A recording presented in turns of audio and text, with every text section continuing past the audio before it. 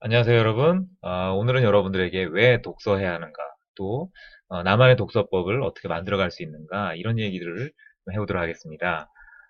어, 화면에 보이는 글을 한번 잠시 읽어보겠습니까? 여기 보면 음악에 대한 얘기가 나오고 있어요. 바로크 시대랄지, 또 악곡의 형식, 또 뭐 작곡과 변주, 뭐 이런 얘기들이 나오고 있는데, 어, 네, 좀 글자가 작아서 잘 안 보일 수도 있겠네요.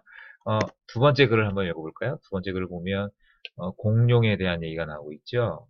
또 발자국이랄지, 또 보폭이랄지, 공룡의 종류, 뭐 사족, 이족, 뭐 이런 얘기가 나오고 있습니다.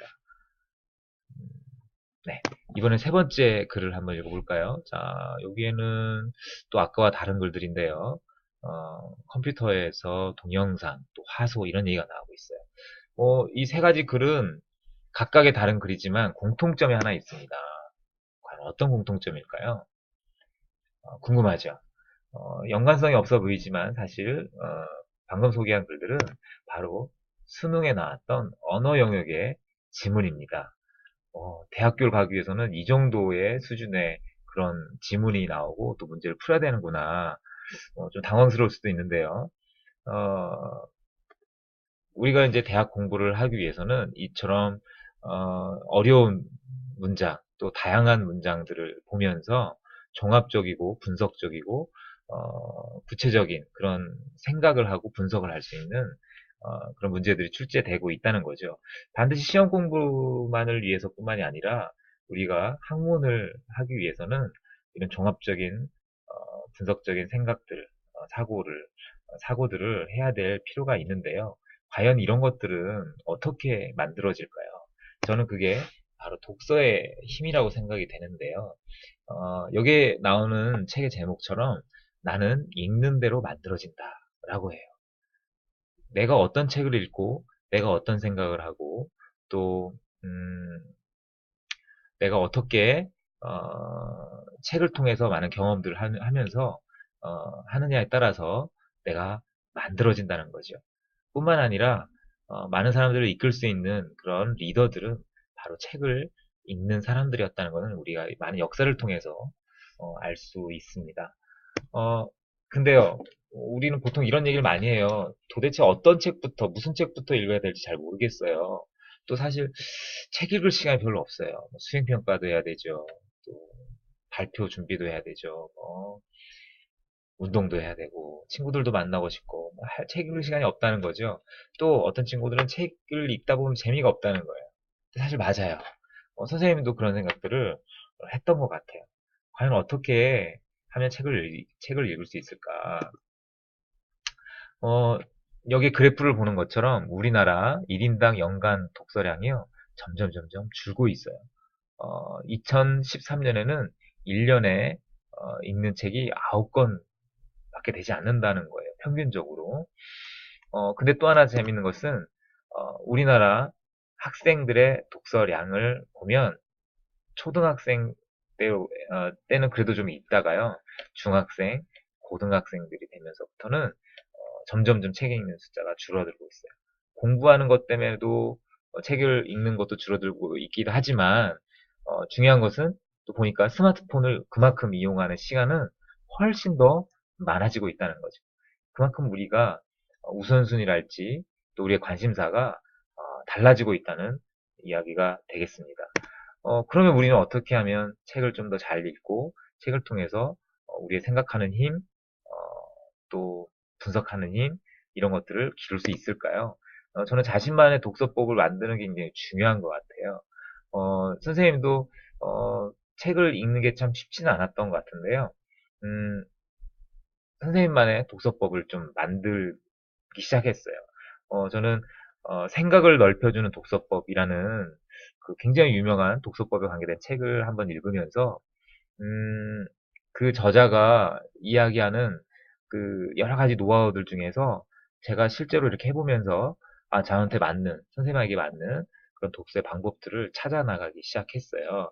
그래서 저는 이런 식으로 책을 읽으면서 중요하다고 생각되는 부분에 이렇게 포스트잇을 좀 붙여놔요.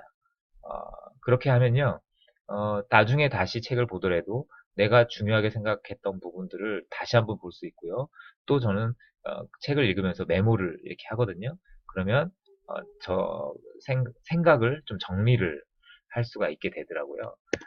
그리고 저자별 책 읽기를 좀 했어요. 그래서 어떤 저자의 책을 한 권 읽고 나면 그 저자의 다른 책을 또 읽고 또 다른 책을 읽고 그렇게 하면서 그 저자가 쓴 책들을 웬만한 책들을 좀 이렇게 읽어보는 거예요. 그렇게 하고 나니까 굉장히 뭐랄까 깊이 있는 독서를 좀 할 수 있게 됐어요. 또 이제 주제별 책 읽기라고 하는 게 있어요. 그래서 뭐 예를 들어서 가정이다. 그러면 가정 생활에 대한 주제를 갖고 있는 책들을 다양한 저자들이 쓴 책들을 이렇게 찾아서 읽어보는 거예요. 또 교육에 관계된 책을 읽겠다. 그러면 교육에서도 특별히 뭐 상담이다. 그러면 상담에 관한 책들을 막 이렇게 열심히 읽게 됐어요. 근데 여러분들 같은 경우에 그렇게 주제를 가지고 읽고 저자를 가지고 읽고 하다 보면 좀 지루할 수도 있어요. 선생님도 그랬고. 그럴 때는 가끔씩 재미있는 소설을 한 번씩 읽기도 하고 뭐 그렇게 했던 것 같아요.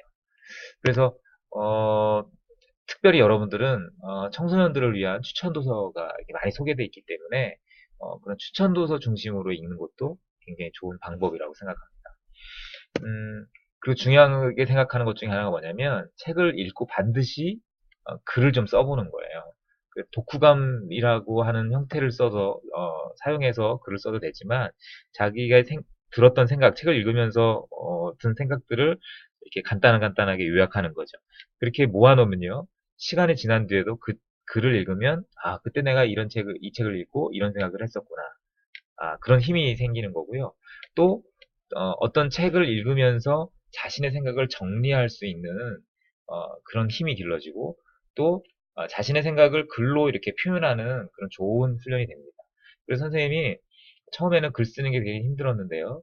이렇게 자꾸 책 글을 쓰다 보니까 책을 읽고 글을 쓰고 또 읽고 글을 쓰고 하다 보니까 굉장히 자신감이 생기더라고요. 그래서 나중에 드는 생각은 어떤 주제만 있으면 내가 글 쓰는데 두려움 없이 글을 쓸 수 있겠구나 이런 생각이 좀 들었어요. 그래서 나중에 고등학생들이 대학교 갈 때 논술학원 많이 다니거든요. 근데 그 논술학원 다닐 필요가 없더라고요. 오히려 논술학원에서 글 쓰는 훈련을 가르치는 그 분들은 굉장히 글을 쓰는 그 뭐랄까 테크닉만 가르쳐요. 책을 읽고 생각하는 힘을 가르치는 게 아니고 글 쓰는 테크닉만 가르치기 때문에 큰 도움이 되진 않습니다. 네. 그래서 저는 이런 방법들을 여러분들에게 권유하는데 중요한 거는 자기 자신의 노하우를 찾아가는 거죠. 그래서 선생님도 처음에는 열심히 한번 책을 읽어봐야 되겠다 결심을 하고 책을 읽었더니 1년에 한 30권 정도 이렇게 읽고 글을 쓰게 되더라고요. 근데 그 해에는 더 노력하니까 50권, 그리고 그 해 다음에는 70권 이 정도로 책을 읽는 분량도 많아지고 또 책을 읽는 속도도 빨라지고 그렇더라고요. 그리고 제가 기본적으로 1년에 100권 이상씩 책을 읽고 글을 쓰게 됐는데 그 정도 되니까 책을 읽고 글 쓰는 데 대한 두려움과 이 두려움 같은 게 다 사라지고 너무 이렇게 뭐랄까 글 쓰는 자신감이 또 생기고 그렇게 되더라고요. 그래서 여러분들에게도 자신만의 어떤 독서법을 찾기 위해서 더 읽고 글을 쓰면서 훈련을 해갔으면 좋겠어요. 어떤 사람은 어떤 책을 읽어야 될지 모르겠다 이렇게 고민하는 사람들이 많은데 책을 읽으면 읽을수록 읽을 책들이 더 많아진다는 생각이 들어요. 그래서 여러분들은 특별히 다섯수레가 과제로 주어지잖아요. 이 다섯수레를 숙제를 하기 위해서 하는 게 아니라 여러분들의 생각하는 힘, 네, 사고하는 힘, 네, 키우기 위한 그런 좋은 훈련의 도구로 여러분들 사용하시기를 바랍니다.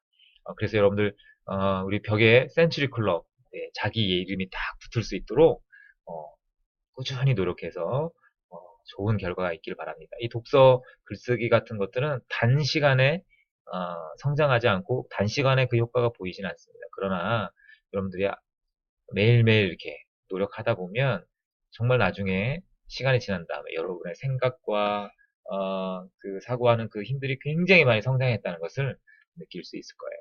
네, 오늘 여기까지 하겠습니다. 감사합니다.